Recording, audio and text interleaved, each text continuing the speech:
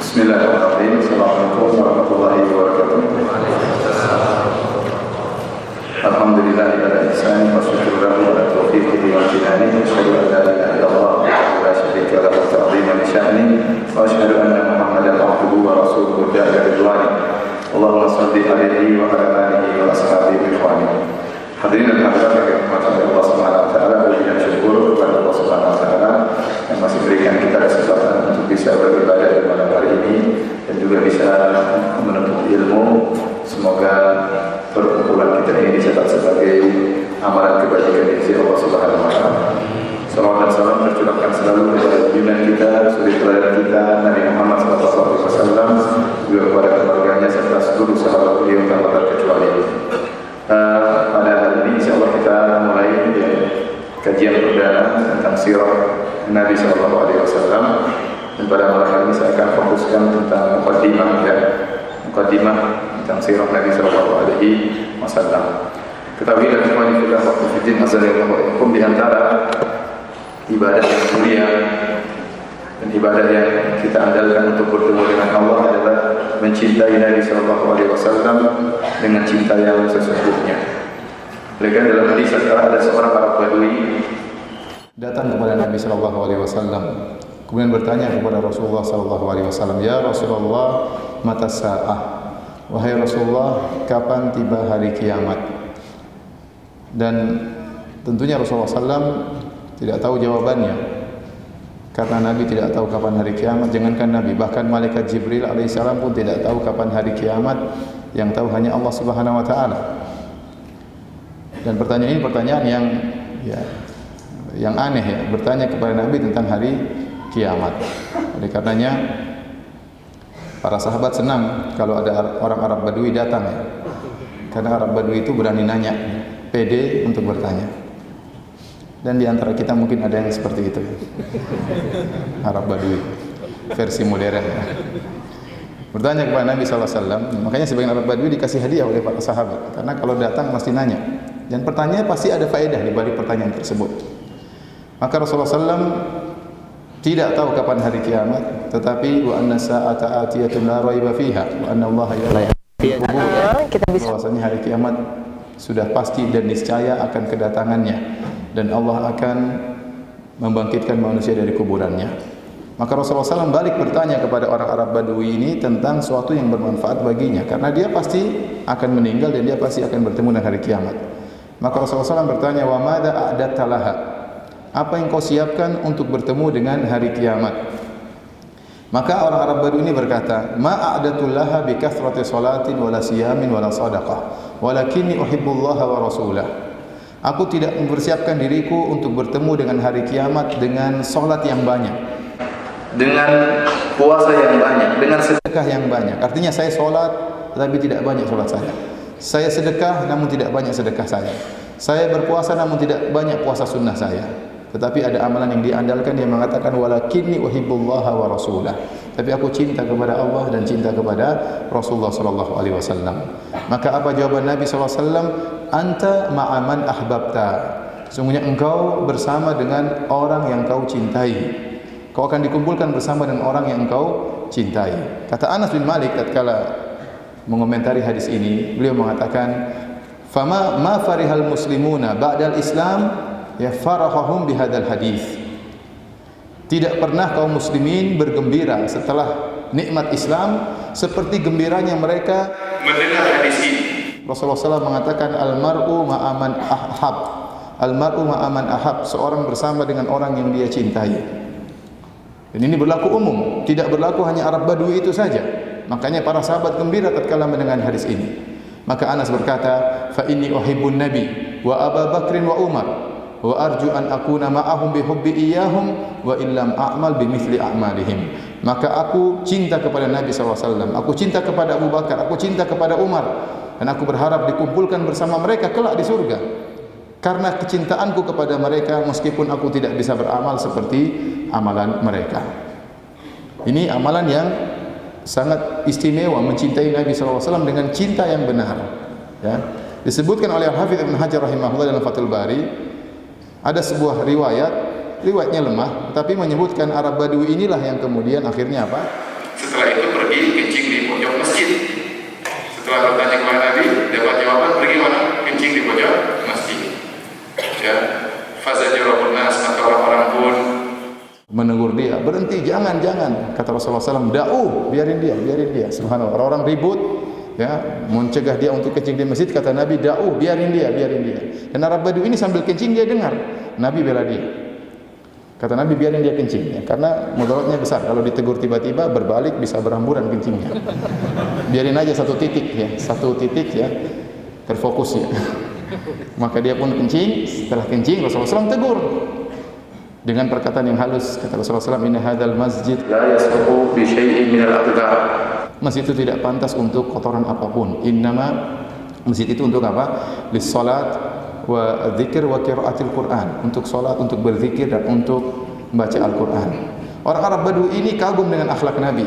Dia mendengar bagaimana membela dia, dan dia tahu bagaimana Nabi menegur dia dengan jawaban, dengan teguran yang sangat lembut, ya. Maka disebutkan dia berdoa kepada Allah Subhanahu wa taala karena sayangnya kepada Nabi sallallahu alaihi wasallam. Dia berdoa, Allahumma arhamni wa Muhammadan wa la tarham ma'ana ghairana. Ya Allah, rahmatilah aku dan Muhammad saja, yang lain enggak usah. Kata Rasulullah SAW, la tuhajjir wasi'an, jangan kau menyempitkan rahmat Allah yang luas. Maksud saya dari hadis ini, mencintai Nabi adalah amalan yang sangat luar biasa. Bahkan diwajibkan dalam syariat. Kata Nabi SAW, la yu'minu ahadukum hatta akuna ahabba ilaihi min walidihi wa waladihi wa nasi ajma'in.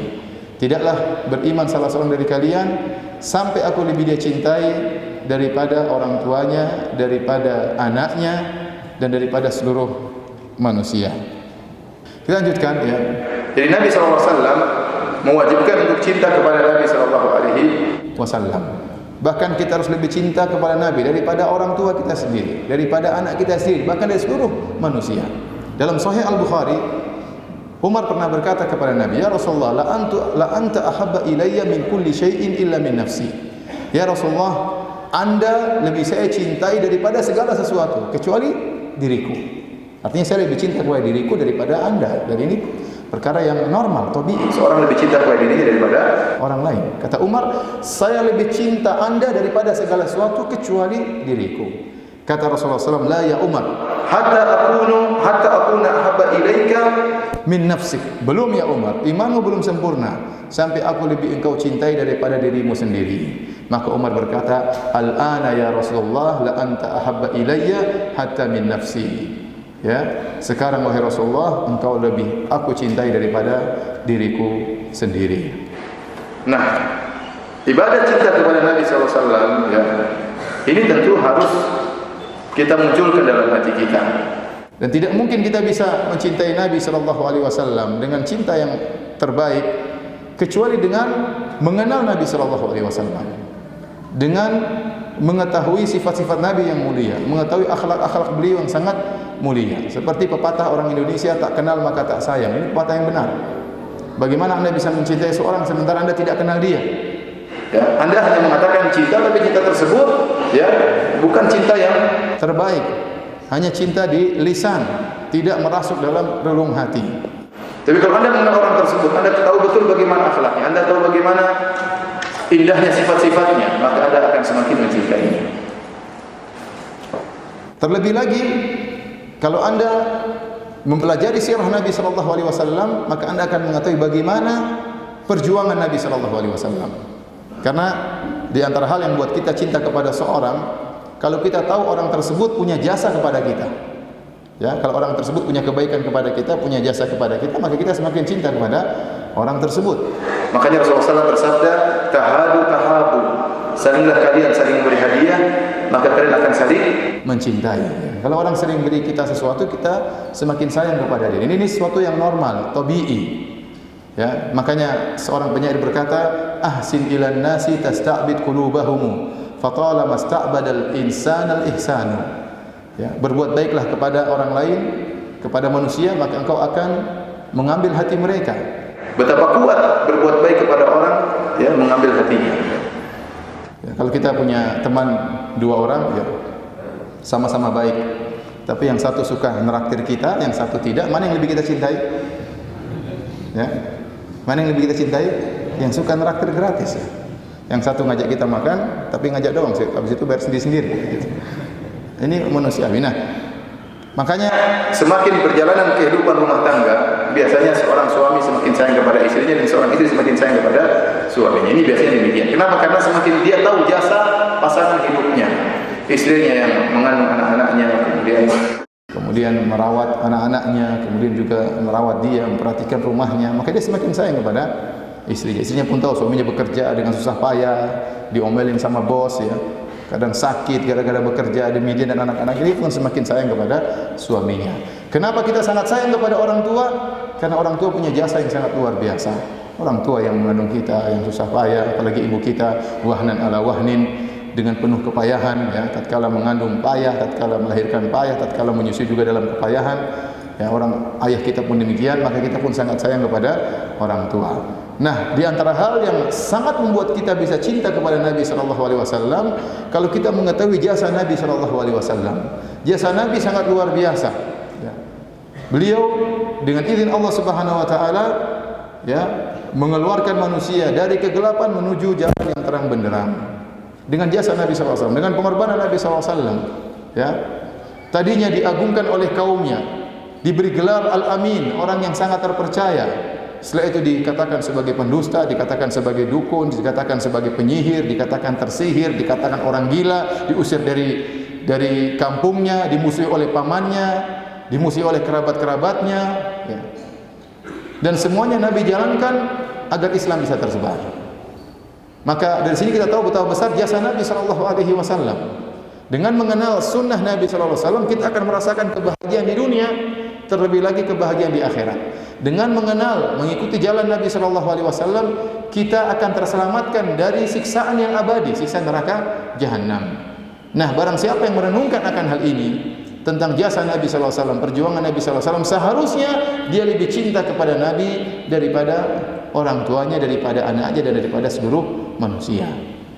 Ya, karena jasanya begitu luar biasa, dan tidak mungkin kita bisa mengetahui jasa-jasa Nabi sallallahu alaihi wasallam, dan tidak mungkin kita mengetahui sifat-sifat Nabi yang sangat indah, akhlak Nabi yang sangat mulia, kecuali dengan belajar sirah Nabi sallallahu alaihi wasallam. Kenapa ya ikhwan? Karena di sana ada orang yang mengaku cinta kepada Nabi, tapi dia mengekspresikan cintanya dengan cara yang salah. Dengan cara yang salah. Dengan pelajari sirah Nabi kita tahu bagaimana cara mengekspresikan cinta kepada Nabi SAW. Bagaimana para sahabat mengungkapkan cinta mereka kepada Nabi SAW. Kita dapati sebagian orang berlebihan kepada Nabi, sampai mengangkat derajat Nabi lebih daripada yang seharusnya, bahkan saya pada derajat ketuhanan. Sebaliknya ada sebagian orang yang tidak mempedulikan Nabi SAW, tidak mempedulikan hadis-hadis Nabi. Dia mengaku cinta kepada Nabi, tapi dia tidak mengangkat hadis-hadis Nabi SAW. Nah, dengan mempelajari sirah Nabi SAW, maka kita akan bisa mengekspresikan, mengungkapkan cinta kita kepada Nabi dengan cara yang benar. Hadirin dan hadirat yang dirahmati oleh Allah Subhanahu wa taala, para salaf dahulu mereka perhatian untuk mempelajari sirah Nabi SAW. Saya akan sebutkan perkataan-perkataan mereka tentang pentingnya mempelajari sirah Nabi SAW. Di antaranya perkataan Ali bin Husain bin Ali bin Abi Thalib, cucunya Ali bin Abi Thalib, yang dikenal dengan Zainal Abidin. Dia pernah berkata, kunna nu'allamu maghaziyan Nabi sallallahu alaihi wasallam wa sarayahu kama nu'allamu surata minal Qur'an.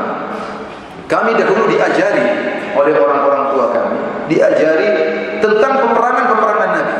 Peperangan Nabi ada dua, ada namanya ghazawat, ada namanya saraya. Kalau ghazwah atau maghazi adalah perang yang Nabi ikut serta dalam peperangan tersebut, seperti perang Badar, seperti perang Uhud, seperti perang Khandaq, ya. Dan ada namanya saraya. Saraya adalah pasukan perang yang diutus oleh Nabi, dikirim oleh Nabi sallallahu alaihi wasallam, dan Nabi tidak ikut serta dalam pasukan tersebut. Kami dulu diajari tentang peperangan Nabi, kata Zainal Abidin, cucunya Ali bin Abi Thalib radhiyallahu anhu, sebagaimana kami diajari surat dalam Al-Qur'an. Berarti diajarinya serius. Kita kalau belajar Al-Qur'an, belajar surat dalam Al-Qur'an, kita serius, kita hafalkan, kita ulang-ulang. Demikian kami dahulu diajari tentang sirah Nabi sallallahu alaihi wasallam. Az-Zuhri berkata rahimahullah, salah seorang ulama dari kalangan tabi'in, dia berkata, fi ilmil maghazi ilmul akhirati wad dunya. Dalam sirah Nabi, dalam peperangan-peperangan Nabi sallallahu alaihi wasallam, ada ilmu dunia dan ilmu akhirat. Ibnul Jauzi rahimahullah menunjukkan tentang pentingnya kita mempelajari sejarah para salaf, orang-orang terdahulu. Ya. Karena dengan mempelajari perjalanan hidup mereka, hati kita menjadi lembut. Ya. Tidak cukup kita belajar fikih, tidak cukup kita belajar hadis. Apa kata beliau? Ra'aitul istighala bil fikhi wa sama'il hadithi la yakadu yakfi fi salahil qalbi. Aku melihat bahwasanya sibuk mempelajari fikih dan mendengarkan hadis-hadis Nabi sallallahu alaihi wasallam hampir-hampir tidak cukup untuk memperbaiki hati. Illa an yumzaja bir raqaiqi wan nadhari fi siyar salafis salihin. Kecuali dicampurkan, disertakan dengan mempelajari masalah akhlak, masalah akhirat, dan juga melihat, memandang tentang perjalanan hidup orang-orang terdahulu. Ya. Apalagi sirah Nabi sallallahu alaihi wasallam. Orang kalau baca tentang sejarah Abu Bakar, tentang sejarah Umar, akan ada perubahan dalam hatinya. Pelajari sejarah tentang Mus'ab bin Umair, bagaimana perjuangannya radhiyallahu anhu ajma'in, akan ada ya perbaikan dalam hatinya. Apalagi mempelajari sirah Nabi sallallahu alaihi wasallam. Kemudian di antara perkara yang penting dari sirah, ya, ternyata dalam sirah banyak berkaitan dengan hukum-hukum fikih. Makanya Al-Baghdadi, Al-Khatib Al-Baghdadi berkata, "Tata'allaqu bimaghazi Rasulillah sallallahu alaihi wasallam ahkamun katsiratun, fayajibu katbuha wal hifdzu laha." Sungguhnya hukum-hukum Islam banyak berkaitan dengan sirah Nabi sallallahu alaihi wasallam, maka wajib untuk mencatat sirah Nabi sallallahu alaihi wasallam dan wajib untuk menjaga sirah Nabi sallallahu alaihi wasallam. Oleh karenanya Ibnu Abbas radhiyallahu anhuma mengkhususkan majelis tentang sirah Nabi. Dia punya pengajian khusus tentang sirah Nabi sallallahu alaihi wasallam. Apa perkataan Ubaidillah bin Utbah? Beliau berkata, "Wa laqad kunna nahdhuru indahu fayuhaddithuna al-ashiyata kullaha fil maghazi." Kami pernah hadir di majelis Ibnu Abbas dan seluruh petang, yaitu dari asar mungkin sampai maghrib, ya, dia khusus membahas tentang sirah Nabi sallallahu alaihi wasallam. Baik, hadirin dan hadirat yang dirahmati oleh Allah Subhanahu wa taala. Kita duduk di sini bersama-sama sedang mempelajari sirah seorang tokoh yang sangat hebat, manusia terbaik yang pernah berjalan di alam semesta ini. Dialah Rasulullah sallallahu alaihi wasallam yang kehebatannya bukan hanya diakui oleh kaum muslimin, bahkan diakui oleh orang-orang kafir, ya. Oleh karena kita tahu ada buku yang diterjemahkan di karangan Michael H. Hart yang judulnya apa? 100 tokoh yang dianggap paling berpengaruh di dunia. Ternyata penulis ini meletakkan Nabi orang paling nomor 1 yang punya pengaruh terbesar di dunia ini. Kemudian ada yang lainnya. Ya, ada siapa? Nabi Isa nomor 3 kalau tidak salah. Kemudian ada siapa? Ada Adolf Hitler kan? Adolf Hitler nomor berapa? Nomor 39 kan? Ada Siddhartha Gautama dan yang lainnya, ya. Sebenarnya Allah mengatakan buku ini meskipun bagus, tapi sebenarnya tidak pantas Nabi dibandingkan dengan orang-orang yang lain, tidak pantas, ya. Karena terlalu jauh perbedaan antara Nabi dengan mereka, ya. Ya, kalau dibandingkan dengan Nabi Isa mungkin, tapi dibandingkan dengan yang lainnya maka tidak pantas, ya. Karena Rasulullah SAW adalah tokoh yang spesial, yang sangat istimewa. Rasulullah SAW adalah orang yang pernah mencapai tingkat yang tertinggi. Tatkala Al-Mi'raj, Rasulullah SAW naik ke langit ke-7, diantar oleh malaikat Jibril. Kemudian Rasulullah SAW naik sendiri ke suatu tempat yang sangat dekat dengan Allah Subhanahu wa taala. Kemudian Allah berbicara dengan Nabi sallallahu alaihi wasallam. Saking dekatnya Nabi dengan Allah Subhanahu wa taala, sampai-sampai para sahabat berselisih. Sebagian mereka berpendapat Nabi telah melihat Allah Subhanahu wa taala. Saking dekatnya Nabi dengan Allah Subhanahu wa taala, tempat yang tidak pernah dicapai oleh orang-orang yang lain. Abu Darda bertanya kepada Nabi, "Ya Rasulullah, hal ra'aita rabbak?" Apakah kau melihat Rabbmu waktu Mi'raj, waktu Isra Mi'raj? Kata Nabi sallallahu alaihi wasallam, "Nurun anna arahu." Ada cahaya yang menghalangi. Bagaimana aku bisa melihat Allah Subhanahu wa taala? Tapi menunjukkan Nabi sudah sangat dekat dengan Allah Subhanahu wa taala. Telah mencapai suatu tempat yang tidak pernah dicapai oleh manusia-manusia yang lain. Bahkan sebagian ulama mengatakan malaikat Jibril pun tidak sampai ke situ. Ya, wallahu a'lam bishawab, tapi yang jelas manusia ini tidak pernah sampai ke tempat tersebut. Di antara keistimewaan sejarah Nabi sallallahu alaihi wasallam, ya, sejarah Nabi memiliki banyak keistimewaan.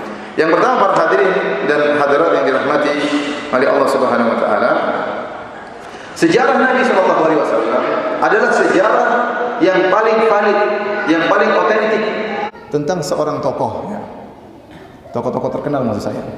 Kalau Anda bandingkan sejarah Nabi dengan misalnya sejarah Nabi Isa alaihissalam yang diagung-agungkan oleh kaum Nasrani, bahkan dianggap sebagai Tuhan oleh mereka atau anak Tuhan, Anda akan dapati bahwasanya sejarah Nabi Isa tidak otentik, sanadnya terputus. Sanadnya terputus. Sampai saya pernah ketemu seorang masuk Islam gara-gara sanad. Saya tanya, kenapa masuk Islam? Dia jelaskan, saya masuk Islam Ustaz gara-gara saya dulu belajar Injil, kemudian saya buka Injil, saya tidak dapati sanad. Berbeda tatkala saya buka hadis-hadis Nabi SAW, ada sanadnya, an fulan, dari fulan, haddatsana fulan, qala fulan, sampai sahabat, sampai Rasulullah SAW. Ini tidak didapatkan dalam Injil, apalagi Taurat. Ya. Oleh karena saya katakan bahwasanya sejarah yang paling valid yang bisa dipertanggungjawabkan keotentikannya adalah sejarah Nabi SAW, karena seluruhnya diriwayatkan dengan sanad, dengan rawi-rawi yang telah diperiksa kredibilitasnya oleh para ulama. Kalau ada rawi dhaif, lemah, dijelaskan oleh para ulama, bahkan dijelaskan secara detail. Rawi ini awalnya saja dia thiqah, amanah, di penghujung hayatnya dia mulai lupa-lupa. Oleh karenanya periwayatannya waktu masih tinggal di sini diterima, waktu dia sudah pindah rumah tidak diterima.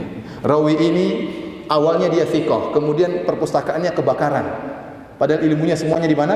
Di perpustakaannya. Maka setelah perpustakaannya kebakaran, tidak bisa lagi diterima apa? Riwayatnya. Detail para ulama waktu menjelaskan tentang derajat para rawi. Adapun sejarah yang lain kita nggak tahu. Saya contohkan saja seperti di Indonesia. Ada kita dengar cerita, bahkan difilmkan, Sunan Kalijaga bertapa di pinggir kali. Contoh ya.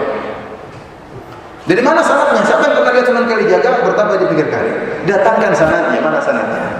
Kalau ada yang bilang, qala haddatsana, telah menyampaikan kepadaku Pak Ijo, bahwasanya Pak Ijo telah mendapat berita dari Pak Imin.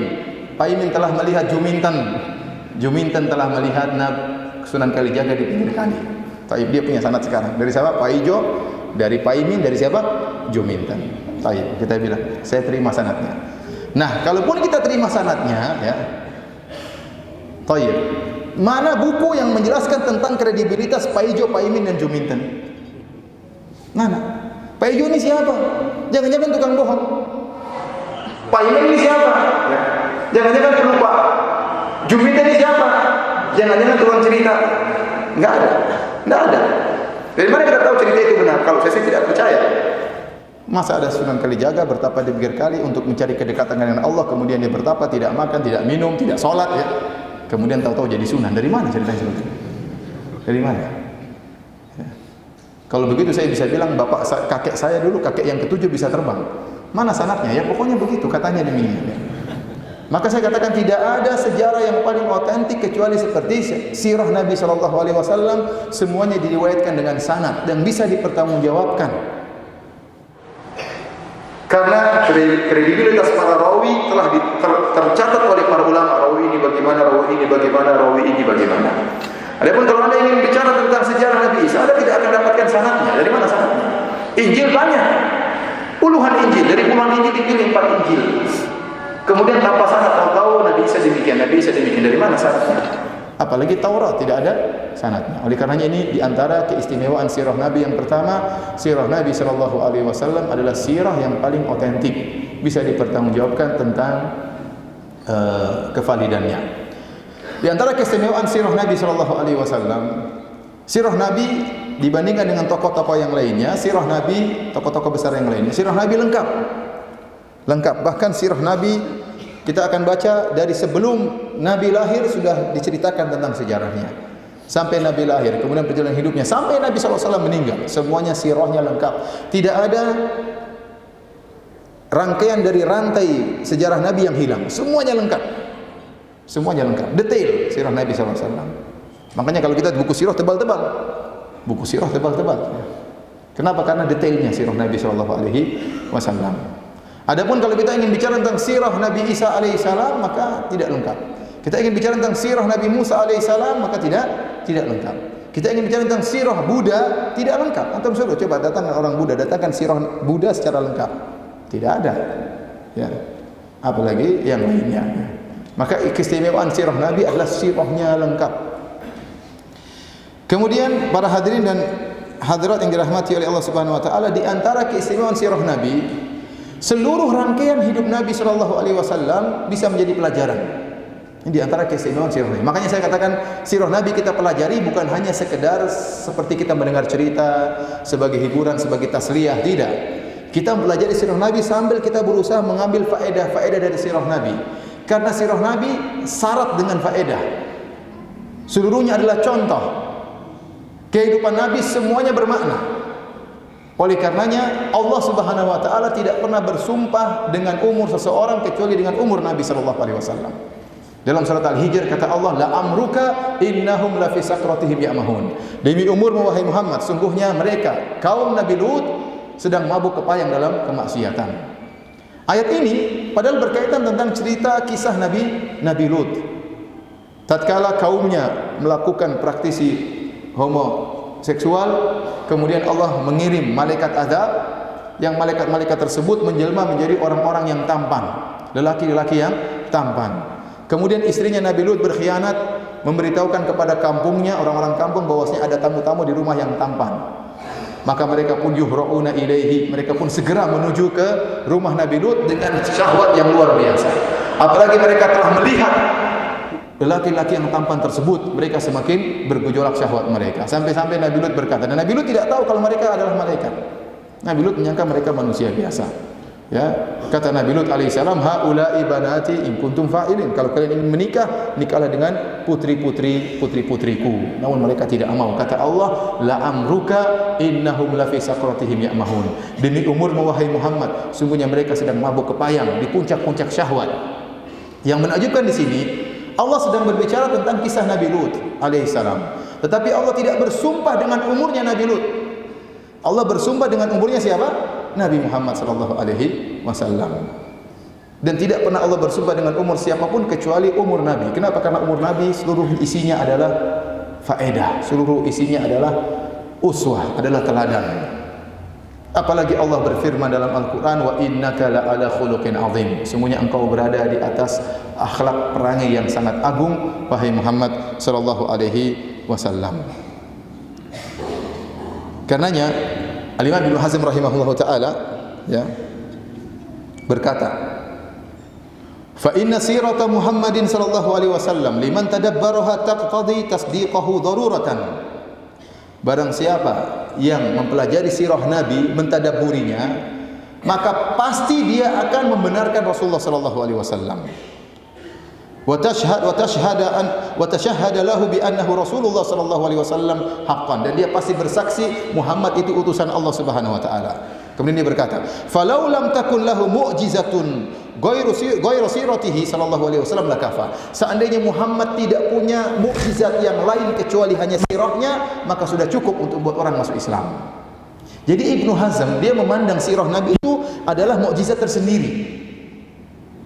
Benar Rasulullah SAW punya mukjizat yang luar biasa, mukjizat Al-Quran, mukjizat Isra Mi'raj, mukjizat air keluar dari apa? Dari jari-jarinya, mukjizat pohon korma berbicara, rindu kepada Nabi sallallahu alaihi wasallam.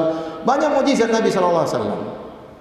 Tetapi menurut dia di antara mukjizat yang besar adalah sirah Nabi. Barang siapa yang meneliti tentang sirah Nabi, tentang akhlak Nabi, maka dia akan dapati Muhammad ini benar-benar utusan Allah Subhanahu wa taala, dan dia pasti masuk Islam. Kata siapa? Kata Ibn Hazm rahimahullahu taala. Baik, di antara keistimewaan akhlak Nabi, di antara keistimewaan sirah Nabi sallallahu alaihi wasallam, yaitu Nabi sallallahu alaihi wasallam ya, ini keistimewaan yang keberapa? Yang keberapa? Yang keempat ya. Di antara keistimewaan Nabi, sirah Nabi sallallahu alaihi wasallam, ternyata Rasulullah sallallahu alaihi wasallam adalah teladan dalam segala hal. Dan ini berbeda dengan sirah nabi-nabi yang lainnya. Kalau kita misalnya mempelajari sirah Nabi Isa alaihissalam, kemudian seorang ingin menjadi bapak yang baik, maka tidak ada cerita tentang bagaimana Nabi Isa menjadi bapak yang baik. Dia tidak punya anak. Kalau seorang ingin mengetahui bagaimana menjadi suami yang baik, kemudian dia pelajari sejarah Nabi Isa, dia tidak akan dapatkan. Tidak diceritakan Nabi Isa menjadi suami, menikah dengan seorang wanita, bagaimana kehidupan rumah tangganya, enggak ada. Ya. Demikian juga nabi-nabi yang lain. Nabi-nabi yang lain semuanya teladan, tetapi sirah mereka ya tidak lengkap, sehingga untuk mengambil contoh susah. Ya, Nabi Ibrahim alaihissalam contohnya, nabi yang sangat mulia, suami yang teladan, bapak yang teladan, tapi dia tidak pernah menjadi pemimpin. Tidak pernah menjadi apa? Pemimpin negara. Berbeda kalau kita mempelajari sirah Nabi sallallahu alaihi wasallam. Anda ingin menjadi seorang suami terbaik, ada dalam sirah Nabi sallallahu alaihi wasallam. Anda ingin menjadi bapak yang terbaik, ada dalam sirah Nabi sallallahu alaihi wasallam. Anda ingin menjadi sahabat yang terbaik, ada dalam sirah Nabi sallallahu alaihi wasallam. Anda ingin menjadi pemimpin yang terbaik, ada dalam sirah Nabi sallallahu alaihi wasallam. Anda ingin tahu bagaimana Nabi bermuamalah dengan musuh-musuhnya, ada dalam sirah Nabi sallallahu alaihi wasallam. Anda ingin melihat keberanian Nabi, ada dalam sirah Nabi sallallahu alaihi wasallam. Anda ingin melihat kedermawanan yang luar biasa, ada dalam sirah Nabi sallallahu alaihi wasallam. Semuanya ada. Semua sikap Nabi SAW adalah teladan. Tidak ada yang bisa mengungguli Nabi. Sebagian orang mereka hanya unggul dalam sebagian poin. Orang ini hebat dalam hal ini, berani. Tapi dalam hal lain bahlul. Ya. Nabi SAW tidak. Dalam segala lini dia nomor satu. Bahkan dalam keberanian. Perhatikan perkataan Ali bin Abi Thalib radhiyallahu ta'ala anhu. Dia berkata, ini yang ngomong Ali bin Abi Thalib, seorang sahabat yang terkenal pemberani. Yang pernah melawan Marhab, seorang Yahudi. Nanti kita akan bahas kalau kita bahas perang Khaybar. Yang dia pernah berkata, "Ana alladhi samatni ummi Haidar, kalaythi dhabatin karihil mandar." Aku adalah orang yang ibuku menamakan aku dengan singa. Singa yang seram penampilannya, yang ada di hutan. Ini sebelum Ali berperang dia takut-takuti musuhnya. Saya ini namanya apa? Singa. Dan seperti singa, bukan singa sembarangan, singa yang seram, menyeramkan, yang berada di hutan. Sehingga musuhnya apa? Ketakutan. Itu pun Nabi lebih berani daripada dia. Waktu Nabi SAW pergi berhijrah, siapa yang tidur di tempat tidur Nabi? Ali bin Abi Thalib, berani luar biasa. Tetapi apa kata Ali bin Abi Thalib? Kunna idza marra al-ba'su wa laqiya al-qaumul qauma ittaqaina bi Rasulillah sallallahu alaihi wasallam. Kami kalau sudah perang, sudah panas, sudah merah perang tersebut, kemudian kaum sudah bertemu dengan kaum muslimin, sudah bercampur dengan kaum musyrikin dalam peperangan, kami berlindung di belakang Rasulullah sallallahu alaihi wasallam. Fama yakunu minna ahadun adna minal qaumi minhu. Tidak ada seorang pun yang lebih dekat dengan musuh seperti Nabi sallallahu alaihi wasallam. Jadi Nabi sallallahu alaihi wasallam paling berani, maju paling depan. Bahkan dalam perang Hunain, tatkala Nabi terjebak, tahu-tahu dihujani dengan anak panah, para sahabat mundur. Maka Rasulullah SAW maju sendiri dengan tunggangannya, maju ke depan. Sahabat mundur, dia maju sendiri ke depan. Dan mengatakan, ana nabiyyun la kadhib, ana ibnu Abdul Muthalib. Saya nabi dan saya tidak berdusta, dan saya adalah cucu dari Abdul Muthalib. Kemudian dia maju ke depan, sementara para sahabat semua apa? Mundur. Maksudnya Nabi contoh dalam segala hal. Ya. Anda ingin menjadi suami terbaik? Contohi siapa? Rasulullah sallallahu alaihi wasallam. Dan seluruh akhlak Nabi adalah akhlak yang penuh dengan mukjizat ya. Saya sering menyampaikan contoh sederhana dan ini saya ulang-ulang tentang bagaimana akhlak Nabi yang sangat sederhana yang terkadang kita tidak perhatikan. Akhlak Nabi terhadap makanan. Rasulullah SAW akhlaknya luar biasa. Kata sahabat, kata Anas bin Malik, ma'aban Nabi SAW ta'aman qat. In ishtahahu akalahu wa in karihahu tarakahu. Rasulullah SAW tidak pernah mencela makanan sedikit pun. Kalau dia suka, dia makan. Kalau enggak suka, dia tinggalin. Dia tidak pernah komentar buruk ya. Kata Imam Nawawi rahimahullah dalam syarah Sahih Muslim, Rasulullah SAW tidak pernah mengatakan terlalu asin, terlalu manis, tidak pernah komentar buruk terhadap makanan. Seumur hidup beliau tidak pernah komentar terhadap makanan. Saya tanya sama antum sekalian, bapak-bapak dan ibu-ibu, siapa di antara kita tidak pernah komentar makanan? Jangankan komentar makan orang lain, makanan kita sendiri kita komentar, kurang enak, padahal dia yang masak sendiri. Komentar makan orang lain, dia komentar. Saya katakan, jangankan makanan yang kita beli, makanan yang gratisan pun kita komentari. Sudah dikasih gratis, tinggal makan, aduh, kurang enak, tapi habis. Ini kenyataan. Siapa yang bisa bertahan sebulan tidak komentar makanan? Siapa? Ya, kalau bukan Nabi SAW, Rasulullah tidak mungkin. Bahkan tatkala diminta untuk berkomentar, suatu hari Rasulullah SAW makan bersama Khalid bin Walid. Dihidangkan dhab itu kadal padang pasir. Kadal padang pasir yaitu mirip iguana. Itu tahu iguana kan? Seperti itu ya. Seram-seram ganteng ya. Menarik tapi seram tapi menarik juga. Itu iguana kira-kira demikian. Dhab seperti itu. Potong-potong dihidangkan kepada Nabi SAW. Nabi tidak tahu, Nabi ingin makan. Tahu-tahu ada sebagian istri Nabi bilang, kasih tahu Rasulullah bahwa itu dhab. Jangan disangka kambing, jangan disangka onta, itu dhab, itu kadal. Waktu dikasih tahu itu adalah kadal padang pasir, Rasulullah SAW tidak makan. Rasulullah SAW hanya diam. Dan dia menghargai Khalid bin Walid, dia temani Khalid bin Walid makan ya. tidak meninggalkan majelis, dia duduk bersama Khalid bin Walid. Khalid bin Walid makan dengan lahapnya. Ya, sampai kenyang, sampai lahap. Dia heran lihat Nabi SAW tidak makan. Maka dia bertanya, "Ya Rasulullah, saya melihat Anda tidak menyentuh dhab. Aharamunhu? Apakah hukumnya haram?" Sekarang Khalid bin Walid minta Nabi untuk berkomentar. Kenapa Anda tidak makan? Apakah haram? Subhanallah. Nabi tidak suka komentar, sekarang diminta untuk apa? Berkomentar. Kalau saya mungkin, atau ustaz, atau yang lain mungkin kita, ya akhi, saya ini ustaz, masa dikasih kadal? Nanti saya datang jauh-jauh dikasih kadal. Apa nggak ada kambing, ayam, kayak kadal dikasih, gimana? Rasulullah SAW diminta untuk komentar dan dia jawab dengan jawaban yang indah tanpa mencela makanan. Dia mengatakan, lam yakun bi ardi qaumi fa ajiduni a'afuhu. Ini kadal tidak ada di kampungku, maka aku tidak bisa mendapati diriku bisa makan kadal tersebut. Dia mengatakan tidak ada di kampungku. Antum kalau dikasih makanan tidak ada di kampungku. Rasulullah SAW diminta untuk komentar, kemudian tidak berkomentar. Komentar pun dengan komentar yang baik. Ya, kita renungkan satu saja ini, kita yakin ini utusan Allah. Enggak mungkin ada orang tidak komentari makanan, mustahil. Mustahil. Antum coba satu minggu enggak komentar makanan, coba bisa enggak? Enggak bisa, mustahil. Susah. Gatal untuk komentar apa? Makanan. Belum kita lihat akhlak-akhlak Nabi yang lainnya. Jadi maksud saya, Nabi itu sirahnya mukjizat dan dia nomor satu dalam segala lini. Sebagai suami nomor satu, akhlak yang pokoknya banyak, luar biasa. Pemberani, jagoan, pemimpin, paling cerdas, nomor satu Rasulullah SAW. Makanya Allah mengatakan, laqad kana lakum fi Rasulillahi uswatun hasanah. Sungguh pada diri Nabi, secara utuh diri Nabi seluruhnya. Seluruhnya dari A sampai Z, semuanya dari alif sampai ya, semuanya teladan. Allah tidak mengecualikan kecuali dalam hal ini, kecuali dalam hal ini. Tidak.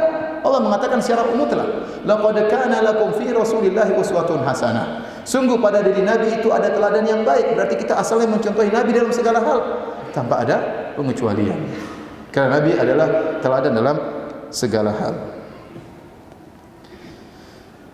Taib, hadirin dan hadirat yang dirahmati oleh Allah Subhanahu wa taala, mukadimah berikutnya kita membahas tentang urgensinya mempelajari sirah Nabi sallallahu alaihi wasallam ya. Urgensinya mempelajari sirah Nabi sallallahu alaihi wasallam. Yang pertama, kita harus sadar dan harus tahu bahwasanya sirah adalah bagian daripada agama. Jadi saya ingatkan kembali, kita belajar sirah ini ya bukan dalam rangka hanya sekedar mendengar cerita, tidak. Kita berusaha mengambil faedah-faedah untuk bisa kita lakukan, untuk bisa kita contohi. Dan orang tidak mungkin bisa memahami Al-Quran dengan sempurna kecuali mempelajari sirah Nabi sallallahu alaihi wasallam. Tidak mungkin dia menjadi faqih, ahli tafsir dalam Al-Quran kecuali dia mempelajari sirah Nabi sallallahu alaihi wasallam.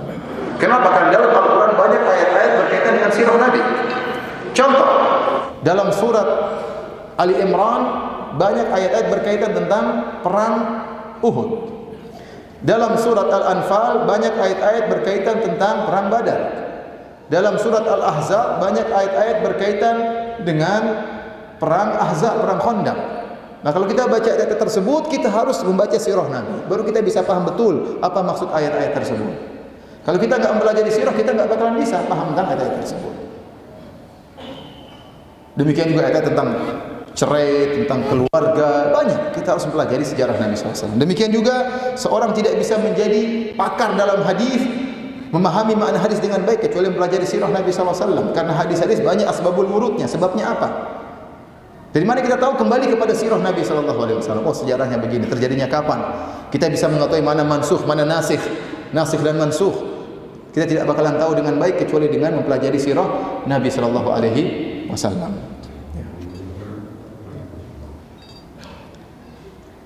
Apalagi kita ingin mengamalkan Al-Quran. Kalau kita tidak mempelajari sirah Nabi, bagaimana kita bisa mengamalkan Al-Quran? Dan Aisyah radhiyallahu anha berkata, "Kana khuluquhul Quran." Rasulullah itu akhlaknya Al-Quran.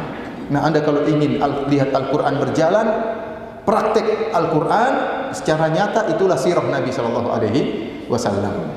Maka tidak sempurna seorang bisa mempraktekkan Al-Quran kecuali dengan mempelajari sirah Nabi sallallahu alaihi wasallam. Taib, hadirin dan hadirat yang dirahmati oleh Allah Subhanahu wa taala. Di antara urgensinya mempelajari sirah Nabi sallallahu alaihi wasallam juga kita bisa mengenal metode cara atau metode Nabi dalam berdakwah. Nabi memiliki metode yang bermacam-macam dalam berdakwah, dalam berhadapi dengan berbagai macam tipe manusia. Bagaimana mendakwahi orang kafir yang badui, bagaimana mendakwahi orang kafir yang merupakan pembesar di kaumnya, bagaimana berhadapan dengan Arab badui yang keliru, bagaimana berhadapan dengan sahabat Nabi yang lama yang keliru, semuanya ada metodenya. Bagaimana berhadapan dengan anak kecil, semua ada metodenya dari Nabi sallallahu alaihi wasallam. Dengan pelajari sirah Nabi, kita bisa mengetahui bagaimana cara yang terbaik dalam berdakwah. Karena Rasulullah SAW membedakan antara satu dengan yang lainnya. Tidak disamakan oleh Rasulullah sallallahu alaihi wasallam. Baik hadirin dan hadirat yang dirahmati Allah Subhanahu wa taala, demikian tadi mukaddimah tentang sirah Nabi sallallahu alaihi wasallam. Masih ada waktu ya? Kalau masih ada, kita masuk tentang asal usul nenek moyang Rasulullah sallallahu alaihi wasallam. Jadi kita masuk sekarang dalam intinya. Sebelum kita belajar sirah Nabi, kita tahu bagaimana asal usul Nabi sallallahu alaihi wasallam. Rasulullah SAW ya diutus di Jazirah Arab. Dan Jazirah Arab dipilih oleh Allah Subhanahu wa taala, tentu ada hikmahnya. Kita tahu ataupun kita tidak tahu, yang jelas Allah memilih nabi dari Jazirah Arab, diutus di Jazirah Arab karena ada hikmah yang Allah kehendaki. Dan Allah berfirman, Allahu a'lamu haitsu yaj'alu risalatah. Allah lebih tahu di mana dia letakkan risalahnya. Karena mungkin ada yang mengatakan, kenapa Nabi kita bukan orang Jawa ya? Kenapa Nabi kita bukan orang Bugis misalnya ya? Kenapa Nabi kita bukan orang Papua misalnya? Kita jawabannya, Allahu a'lamu haitsu yaj'alu risalat. Allah yang lebih tahu di mana diletakkan apa? Risalahnya. Tetapi secara umum ya, ada beberapa keistimewaan Jazirah Arab disebutkan oleh para ulama. Ini sekedar ijtihad dari para ulama. Ijtihadat, mereka ingin menjelaskan apa hikmah kenapa Nabi diutus di Jazirah Arab. Di antara hikmah yang mereka sebutkan, pertama, bahwasanya Jazirah Arab adalah jazirah yang gersang, berisi bebatuan dan padang pasir. Karena bahasa Al-Arab dalam bahasa Arab artinya identik dengan kegersangan, identik dengan bebatuan yang cadas dan kekeringan. Itu namanya Al-Arab. Maka dinamakan dengan Jaziratul Arab karena kondisinya seperti itu. Kering dan penuh dengan bebatuan, ketandusan dan padang pasir yang begitu luas. Dan kondisi Jazirah Arab yang seperti ini menjadikan negeri-negeri adidaya yang ada tatkala itu tidak berminat untuk menguasai Jazirah Arab. Di zaman itu ada dua negeri adidaya yang sangat besar, ada Romawi, ada Persia. Dan luas wilayah mereka sangat besar. Ya. Luas wilayah Romawi besar, kemudian luas wilayah Persia juga besar. Kemudian mereka memiliki pasukan yang sangat luar biasa banyaknya. Tetapi mereka sama sekali tidak berminat untuk menguasai Jazirah Arab. Kenapa? Kalau dikuasai juga ada apa? Enggak ada apa-apanya. Isinya cuma apa? Gersang, padang pasir, bebatuan, terus buat apa? Kemudian untuk sampai ke situ pun susah. Untuk sampai menguasai Arab harus melewati berapa? Mungkin ratusan kilometer padang pasir, melewati bebatuan-bebatuan sehingga susah. Sehingga dengan demikian orang-orang Arab tatkala itu hidupnya bebas, tidak terikat dengan negara adidaya manapun. Ya, dan ini tentunya memudahkan Nabi untuk berdakwah di situ. Berbeda kalau Nabi diutus di bawah kekuasaan Romawi, susah. Seperti Nabi Isa. Nabi Isa alaihissalam diutus di bawah kekuasaan Romawi, tidak bisa berkutik. Akhirnya ditangkap dan disalib. Nabi Musa alaihissalam tatkala diutus di bawah kekuasaan Fir'aun, dia juga tidak bisa berbuat apa-apa. Dia di bawah kekuatan apa? Tekanan Fir'aun. Sehingga akhirnya Musa untuk pergi membawa kaumnya karena hendak dibunuh oleh Fir'aun. Tetapi tatkala bangsa Arab tidak dikuasai oleh negara apapun, maka ini lebih mudah. Mereka hanya ada sistem kabilah-kabilah, lebih mudah untuk didakwahi oleh Nabi sallallahu alaihi wasallam. Kemudian di antara keistimewaan Jazirah Arab, saat itu tidak ada satu agama yang menyatukan mereka, dan kita tahu bahwasanya kekuatan yang paling kuat mengikat manusia adalah kekuatan akidah. Kekuatan apa? Akidah. Lebih daripada kekuatan nasab, lebih daripada kekuatan suku, dari suku dan bangsa, yang paling kuat adalah kekuatan akidah. Namun ternyata di Jazirah Arab akidahnya bermacam-macam. Kalau kita pelajari sirah Nabi, kita akan dapati ternyata di antara mereka ada yang menyembah malaikat, di antara mereka ada yang menyembah jin, di antara mereka ada yang menyembah orang-orang soleh, dan di antara mereka ada yang menyembah berhala-berhala. Sehingga mereka bercerai-berai dalam masalah akidah. Kemudian juga yang menyembah berhala juga bermacam-macam. Di Taif ada berhala Lata, di Mekah ada berhala Hubal, di tempat lain ada berhala yang lain, masing-masing bangga dengan berhalanya. Meskipun sama-sama menyembah berhala, tapi masing-masing punya jagonya sendiri-sendiri. Oleh karenanya Nabi SAW bahkan di Mekah saja, waktu Rasulullah SAW menaklukkan kota Mekah, beliau mendapati ada 360 berhala di sekeliling Mekah, di sekeliling Ka'bah. 360 berhala, banyak sekali. Ini berhala spesialis untuk ini mungkin, ini berhala spesialis untuk apa? Punya anak, ini spesialis dapat rezeki, ini spesialis dapat jodoh, ini spesialis untuk ini, ya banyak. Sehingga di hati mereka terpencar-pencar. Dan ini lebih memudahkan Nabi untuk mendakwahi mereka. Beda kalau mereka dalam satu kesatuan yang kuat, maka sulit untuk ditembus. Tatkala mereka ternyata akidahnya bermacam-macam, lebih mudah untuk didakwahi oleh Nabi SAW. Kemudian di antara keistimewaan Jazirah Arab, Jazirah Arab yang begitu luasnya dari Yaman sampai Hijaz, begitu luasnya, ternyata bahasanya cuma satu, cuma bahasa Arab. Sehingga Nabi tatkala diutus dengan bahasa Arab, semakin mudah mereka untuk mengenal Nabi tersebut. Kenapa? Bahasa mereka sama. Padahal luasnya begitu luas. Coba kalau Nabi diutus di Papua, di Papua saja. Di Papua itu bahasanya banyak, ya. Ya, di Sorong saja saya tinggal di Sorong sekitar 20 tahun, saya tidak tahu bahasa mereka karena banyak suku-suku di situ dan masing-masing suku punya bahasa berbeda-beda. Makanya kita berbicara dengan bahasa Indonesia dengan dialek Papua, tetapi ternyata suku-suku tersebut bahasanya berbeda-beda. Ya. Kalau diutus dengan dalam suku ini maka cuma berkutat di suku tersebut, bagaimana dengan suku yang lain? Seandainya Nabi diutus dalam bahasa Jawa, bagaimana dengan orang Bugis, bagaimana dengan suku yang lain, Ya.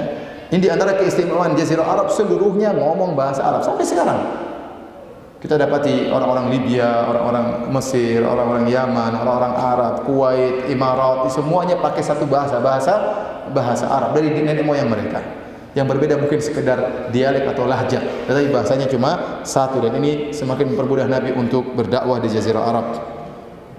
Kemudian yang keempat, di antara keistimewaan Jazirah Arab, yaitu orang-orang Arab tinggal di jazirah yang jauh dari kemodernisasi. Mereka tidak terikat dengan filsafat-filsafat tertentu. Mereka hidup bebas, berpindah dari tempat ke tempat yang lain, bebas menjalankan apa keinginan mereka. Sehingga dengan demikian mereka berjalan di atas fitrah mereka. Berbeda seperti contohnya di India. Di India berbagai macam filsafat sudah masuk dalam pemikiran masyarakatnya. Nah, kalau sudah ada kemasukan filsafat dalam pemikiran seorang, filsafat tertentu, teori tertentu, susah untuk ditembus. Oleh karenanya banyak orang-orang Arab begitu dengar ayat langsung masuk Islam, banyak. Begitu dengar Nabi baca Al-Quran langsung masuk Islam dengan mudahnya. Kenapa? Pikiran mereka tidak terikat dengan filsafat-filsafat tertentu. Taib, yang kelima di antara keistimewaan Jazirah Arab, para ulama mengatakan Jazirah Arab posisinya persis di tengah bumi, terutama kota Mekah, persis di tengah bumi sehingga mudah untuk berdakwah dari tengah kemudian tersebar ke samping-sampingnya. Ya, apalagi yang mengatakan bumi itu datar, ya. Lebih tengah lagi. Mau bulat mau datar tetap Mekah posisinya di mana? Di tengah. Ya. Alhamdulillah, salatu wassalamu ala Rasulillah wa ala alihi wa sahbihi wa wala. Hadirin hadirat yang dirahmati oleh Allah Subhanahu wa taala. Kita lanjutkan sedikit lagi tentang asal muasal nenek moyang Nabi sallallahu alaihi wasallam. Para ulama menjelaskan bahwasanya suku Arab ada 3 model. Bangsa Arab ada 3 model. Yang pertama dikenal dengan Al-Arabu Al-Ba'idah, Arab yang sudah punah, Arab yang sudah punah. Yang kedua dikenal dengan Al-Arabu Al-Aribah, Arab asli. Dan yang ketiga dikenal dengan Al-Arabu Al-Musta'arabah, yaitu Arab yang diarabkan, yang tidak asli tapi dianggap Arab. Dan Nabi berasal dari model Arab yang dianggap Arab, bukan Arab asli. Yang pertama, Al-Arab Al-Ba'idah, Arab yang sudah punah. Para ulama mencontohkan dengan suku Ad dan suku Samud. Kaum Ad yang Allah utus kepada mereka Nabi Hud alaihissalam, dan kaum Samud yang Allah utus kepada mereka Nabi Saleh alaihissalam. Ya. Kaum Ad kita tidak tahu keturunan mereka, ya, tidak jelas, punah, dianggap punah oleh para ulama. Padahal mereka dikenal dengan bertubuh besar, dikenal sangat kuat, sampai mereka pernah sesumbar sombong dengan berkata, "Man asyaddu minna quwwah," siapa yang lebih kuat daripada kita. Allah mengatakan awalam yarau annallaha alladzi khalaqahum huwa asyaddu minhum quwwah. Tidakkah mereka mengetahui bahwasanya Allah yang menciptakan mereka lebih kuat daripada mereka. Namun mereka punah dengan kekuatan mereka yang katanya mereka begitu kuat hebatnya, badannya besar, ternyata dibinasakan oleh Allah dengan diangkat oleh angin yang bertiup kencang sampai 8 hari. Padahal tubuh mereka kuat, namun ternyata Allah kirim angin yang sangat kencang sehingga mereka pun akhirnya terbang di udara sampai 8 hari dan akhirnya punah. Contohnya lagi kaum Samud. Kaum Samud meskipun sudah punah, Allah binasakan mereka, tetapi tempat tinggal mereka masih ada sampai saat ini. Barang siapa ingin melihat diyar Samud, tentang kaum Samud, bagaimana rumah-rumah mereka, silakan pergi ke kota Al-Ula. Kota Al-Ula itu letaknya kira-kira 300 km sebelah utara kota Madinah, ya. Masih ada kampung-kampung mereka sebagaimana Allah mengatakan wa tanhitunal jibala buyuta, dan kalian memahat gunung untuk dijadikan rumah, dan rumah-rumah mereka sampai sekarang masih ada, ya. Kita pernah masuk di rumah tersebut, ya, ada dipan-dipannya, mungkin ada tempat piring-piringnya, ya. Jadi masih ada sampai sekarang. Ini menunjukkan mereka dulu pernah ada, namun sudah punah, tidak dikenal lagi mana keturunannya. Hanya saja tempat tinggal mereka diisolasi oleh pemerintah Arab Saudi, tidak boleh dijadikan tempat hunian, karena Rasulullah SAW melarang tempat yang pernah diturunkan azab untuk dijadikan tempat hunian. Jadi mereka sudah punah, padahal mereka orang Arab. Kemudian Arab yang kedua disebut dengan Al-Arab Al-Aribah, Arab asli. Yang para ulama berkata Arab asli kembali kepada Al-Qahtaniyah yang itu berada di negeri Yaman. Dan di antara Al-Qahtaniyah ada namanya suku Saba. Dan dari suku Saba ini keluar dua suku yang sangat besar, yaitu Kahlan dan Himyar. Kahlan dan Himyar. Kemudian dari Kahlan dan Himyar muncullah berbagai macam kabilah-kabilah suku-suku yang lain. Di antaranya orang-orang Yaman yang berhijrah ke kota Madinah, kaum Ansar. Suku Aus, suku Khazraj itu adalah Arab asli. Mereka berasal dari negeri Yaman yang berhijrah menuju ke Jazirah, ke Hijaz. Ke Hijaz yaitu di kota Madinah, dan mereka menetap di sana. Ya.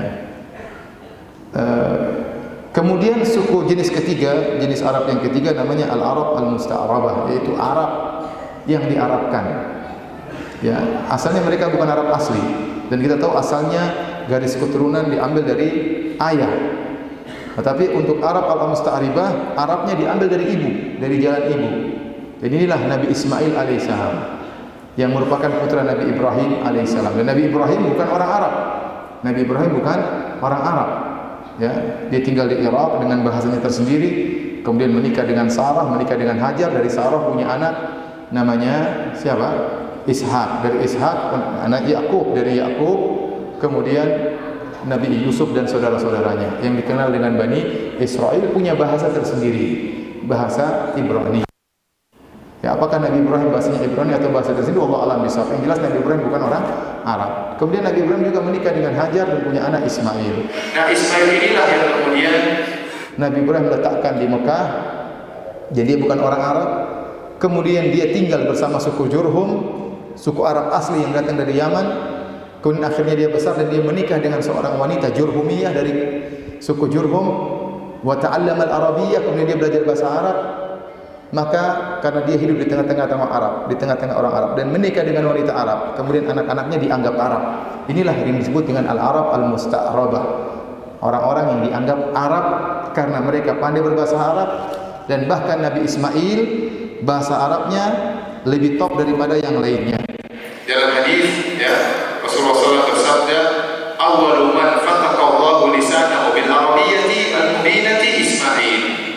Orang yang pertama kali Allah bukakan lisannya untuk berbicara bahasa Arab yang fasih adalah Ismail alaihissalam. Asalnya bukan bahasa orang Arab, tapi dia tinggal di tengah-tengah Arab, menikah dengan wanita Arab, kemudian Allah bukakan, Allah ajarkan dia bahasa Arab, dan dia orang yang paling fasih, sehingga anak keturunannya dianggap sebagai orang-orang Arab, dan di antara keturunannya adalah Nabi Muhammad SAW. Bagaimana sejarah Nabi Ismail, sejarah Nabi Ibrahim, insyaallah kita jelaskan pada pertemuan 2 minggu depan, insyaallah. Minggu depan kita bahas tentang kitab Al-Adab, dan minggu depannya lagi baru kita lanjutkan tentang sirah Nabi sallallahu alaihi wasallam. Demikian saja para hadirin hadirat, dirahmati oleh Allah, kajian kita pada malam hari ini. Kalau ada yang bertanya, saya persilakan. Kalau tidak ada, alhamdulillah. Saya lebih senang dengan kertas. Tapi tidak apa-apa, sementara boleh dengan langsung. Waalaikumsalam.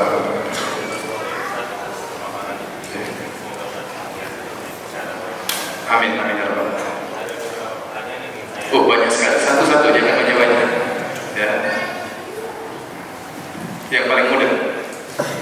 Ya, ada dua sebenarnya. Kalau berkenan dijawab dua-duanya, kalau tidak ya yang mana saja boleh. Ayo, silakan. Yang pertama tadi di awal pilihan ganda ya. Di awal Ustaz sempat menyampaikan sebenarnya yang pertama ini ada di luar tema, bukan tentang sirah, yaitu tentang memberi hadiah untuk bisa saling mencintai gitu. Yeah. Beberapa waktu lalu saya sempat membaca sebuah artikel yang melarang seorang mahasiswa untuk memberikan hadiah kepada dosennya. Apakah hukum itu mutlak atau ada khilafiyah di antara para ulama? Yang pertama, yang kedua Ustaz tadi terkait tempat tinggal suku Samud yang Ustaz sebutkan di kota Al-Ula. Apakah suku Samud juga memiliki tempat tinggal di tempat lain? Karena saya juga pernah mendapatkan informasi bahwa di Yordania itu ada kota namanya Petra, dan di situ terdapat banyak bangunan-bangunan tinggi yang dibuat dari batu-batu bukit atau gunung yang dipahat juga. Adapun pertanyaan pertama tentang memberi hadiah, ya, memang Rasulullah SAW melarang hadiatul ummah, yaitu memberi hadiah kepada orang yang dia adalah pegawai pemerintah. Ya, kenapa? Karena kalau kita memberikan hadiah kepada pegawai pemerintah, maka dia akan bersikap pilih kasih. Tentu dia akan lebih condong kepada kita. Oleh karena itu ada seorang sahabat yang dia ditugaskan menarik zakat, kemudian dia diberi hadiah oleh sebagian orang. Maka dia bawa pulang hadiah tersebut. Maka Rasulullah SAW suruh kembalikan. Ya, Nabi mengatakan, coba kalau dia duduk di rumah orang tuanya, apakah akan ada yang kasih hadiah sama dia? Tentu tidak ada. Dia dikasih hadiah karena dia sebagai pegawai apa? Pemerintah. Dan Nabi selalu menyuruh kepada keadilan. Nah, kalau kita belajar kemudian kita kasih dosen ya, hadiah khusus, nilai kita juga jadi nilai khusus.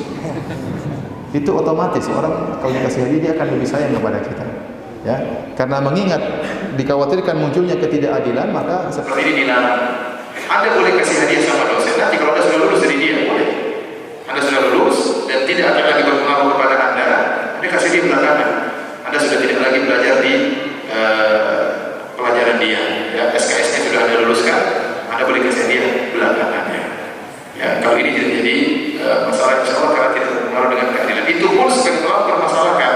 Kalau kita memberikan hadiah kepada pegawai seperti pegawai pemerintah, kita kasih hadiah kepada dia, ya, sebagian ulama tetap mempermasalahkan. Kenapa? Karena dia sudah mendapat gaji langsung dari apa? Dari pemerintah. Dan sekarang dia menerima gaji yang lain, ya. Dia menerima gaji yang lain untuk pemberian karena pekerjaannya. Ini sebagian ulama tetap juga melarang. Tapi saya katakan lebih ringan. Lebih ringan. Berbeda tatkala kita masih diajar dia, maka ini pengaruhnya sangat besar, ya. Oh, bisa lebih baik dihindari, lebih baik dihindari. Kemudian pertanyaan kedua, apakah kaum Samud ya ada tinggal di selain kota Al-Ula seperti di Yordan? Katanya ditemukan beberapa tempat yang juga dipahat sebagaimana rumahnya kaum Samud. Wallahu a'lam. Setahu saya kaum Samud cuma di mana? Di Al-Ula, dan mereka telah dibinasakan oleh Allah Subhanahu wa taala, ya. Adapun ada keahlian yang sama seperti mereka di tempat yang lain, bisa jadi, ya, bisa jadi ada keahlian, tapi setahu saya kaum Samud cuma ada di kota Al-Ula.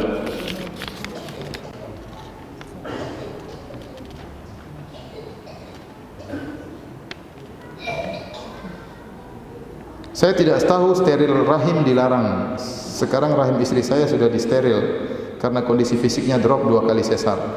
Apakah rahim istri dibuka lagi dengan operasi atau cukup istighfar kepada Allah, Ustaz? Mengenai disterilnya rahim atau diputuskan ditutup rahim seorang istri, ya ini tentu kembali kepada yang ahlinya, kepada dokter. Kalau menurut dokter istri sudah tidak sanggup, ya, sehingga harus ditutup rahimnya, ya. Kalau dokter tersebut amanah, maka ini tidak mengapa. Kalau memang benar-benar ya tidak bisa secara ilmu kedokteran, kenapa dia drop tatkala sesar tidak kuat dan dikhawatirkan kalau dia hamil ketiga kali akan berbahaya, sehingga akhirnya sebagai dokter mengambil dengan memandang kondisi rahim, memandang kondisi kesehatan sang istri, akhirnya disterilkan. Ya. Tapi seandainya ternyata rahimnya masih kuat, maka tidak boleh. Maka tidak boleh. Istri saya, alhamdulillah, saya punya anak 5, ya, semuanya disesar. Anak pertama, anak kedua, anak ketiga, anak keempat, anak kelima, semuanya disesar. Setelah anak kelima, dokter memandang bahwasanya sudah tidak bisa lagi karena kondisi rahim ini banyak pelengketan dan macam-macamnya, sehingga akhirnya ditutup, ya, ditutup sehingga sudah tidak bisa punya anak lagi. Ya. Jadi maksud saya masalah ini kembali kepada kebijaksanaan dokter yang amanah. Kalau memang seharusnya masih bisa berlanjut, harusnya tidak ditutup. Ya. Tapi kalau ternyata menurut kesehatan itu berbahaya, maka bisa beristihad dia mengambil keputusan untuk ditutup karena memandang kondisi orang tua, kondisi sang ibu.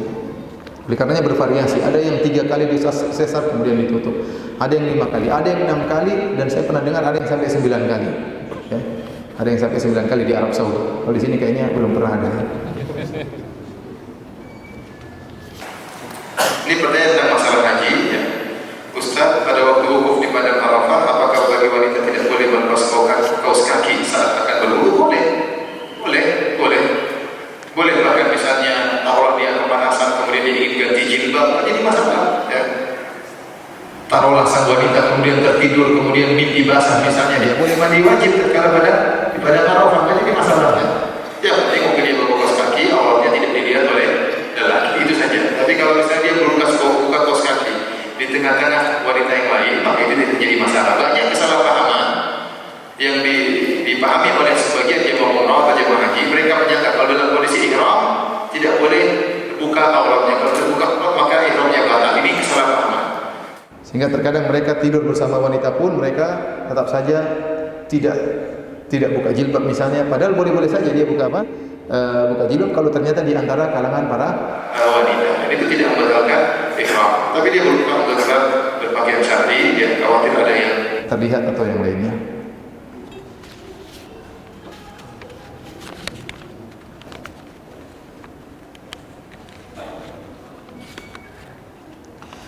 Ustaz Firanda, saya mau menanyakan tentang hadis tentang punuk unta.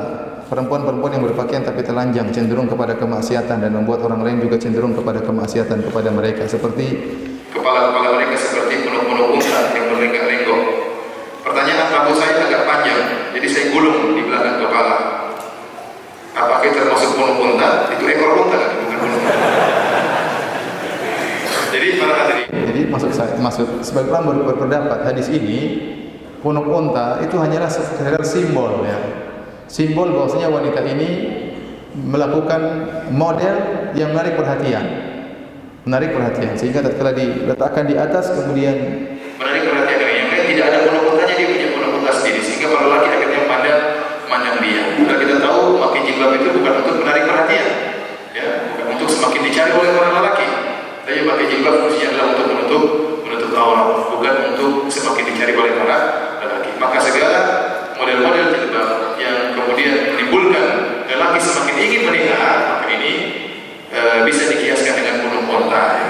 Jadi kalau terlalu di belakang jadi masalah seperti orang-orang lainnya, ibu-ibu yang lainnya, itu lebih dekat kepada ekor unta, bukan apa? Punuk unta. Demikianlah para hadirin hadirat yang dirahmati oleh Allah Subhanahu wa taala. Kajian kita pada malam ini insyaallah kita ketemu lagi pekan depan dalam materi berkaitan dengan babul adab dari Kitabul Jami'. Subhanallahi wa bihamdik asyhadu an la ilaha illa anta astaghfiruka wa atubu ilaik. Assalamualaikum warahmatullahi wabarakatuh.